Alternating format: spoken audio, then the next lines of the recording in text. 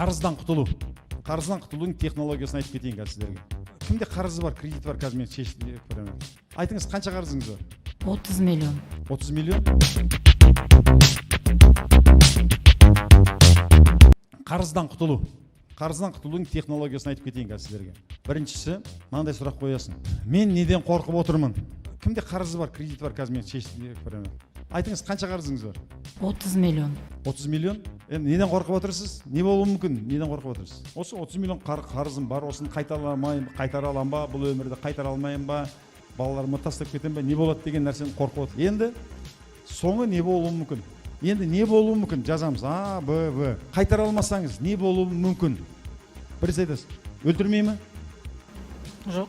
Отырғызбай ма түрмеге? Жоқ. Кейде болады, мысалы қарыз көп. Негізі мынаны қабылдап алыңыз миыңызға да. Бізді не нәрсе өлтірмейді, сол мені шынықтырады. Мені не нәрсе өлтірмесе, сол мені шынықтырады. Адам шынығу керек. Енді құтылу жолы. Үшінші сұрақ айтасыз, құтылу жолы. Қандай құтылу жолы бар? Енді отырып алып, осыны қағазға алып алып, прям жазу керек. Құтылу жолы біріншісі, банкада кредит болса, банк ең бірінші айтатыным қарыздан қашпау керек. Ол жеке тұлғадан алдыңыз ба, туысқаныңыздан алдыңыз ба, банкадан алдыңыз ба, қашпау керек. Қашқан сайын ол адамда сені қуалай түседі. Ол көлеңке сияқты қолай түседі.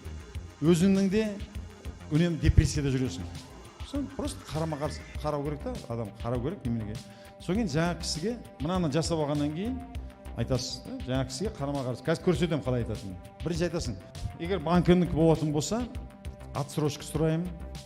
Жағдайды айтамын да, түсіндіремін. Отсрочка сұрайын. Екіншісі айтасың, бәленбай уақытқа бөліп сөйлеп сұрайын.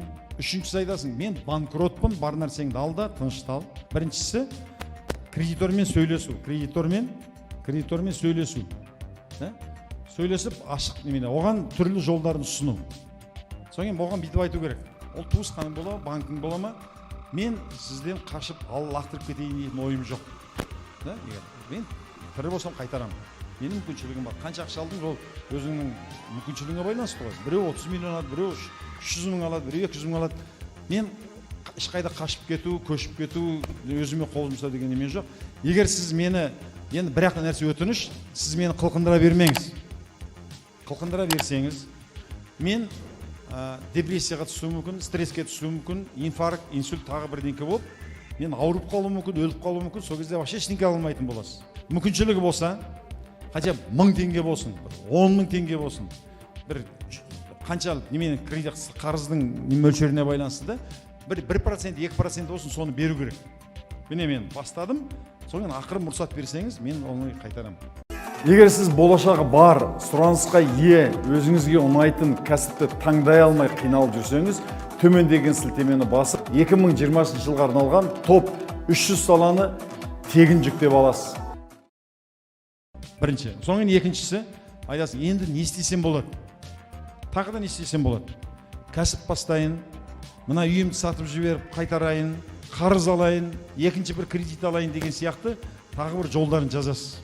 Оны паниковать етпей, қайғыға ұшырамай, спокойно отырып, мидағы нәрсе жүрекке түспейінше, ми мен жүрек, ақылың мен қайратың екі жақ деп айтатыны, ақылыңа ғана сен демейді, абай. Қайратыңа ғана де сенбейді.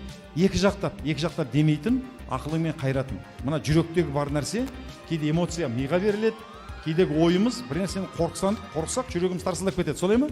Болады ғой, бірдеңкені құрған ойлап қойдың, әлі саған немене болған жоқ. Мынау келіп бүгін қылқындырам екен, кредит деген кезде жүрегім дук-дук ете бастайды. Солай ма? Жүрегі атқақтап тұрған адам, қорқып тұрған адамға жөні түзу ой келмейді. Жүрегінде тыныштық, жанында жайлылық адамға жөні түзу ой келеді.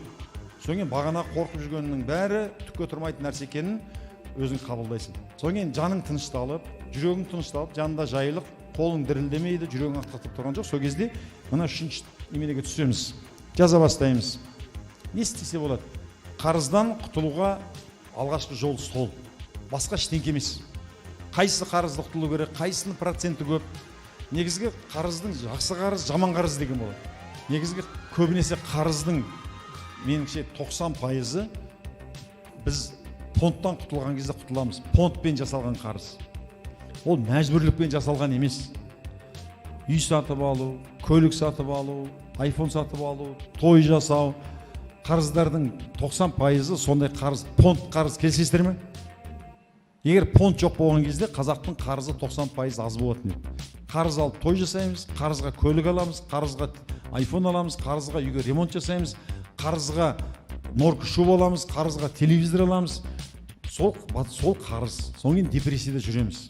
Фондтан құтылу керек, және оны айту керек адамдардың бәріне. Той жасаймын, немен осы айтасың, айналайын, тойыңа бара алмаймын, ештеме қоса алмаймын, қарызым былай. Сен ұрдақ, шыңғасан, қарызым былай, сол қарызыма құтылып алайын, енді мені мазаламаңдар. Содан кейін кімге кредиторсыз, ол сіздің аман есен болғаныңызға мүдделі. Мүдделі, сіздің деніңіздің сау болғанына мүдделі. Өйткені сіз ауырып қалсаңыз, бірдеңке болып қалса, оның қарызы бітті, жоғалды деген сөз. Соған кез келген кредитормен тіл табысуға болады, создыруға болады. Тіпті банк болса жартысын айту керек. Мынаны бәрін мен жаба алмаймын.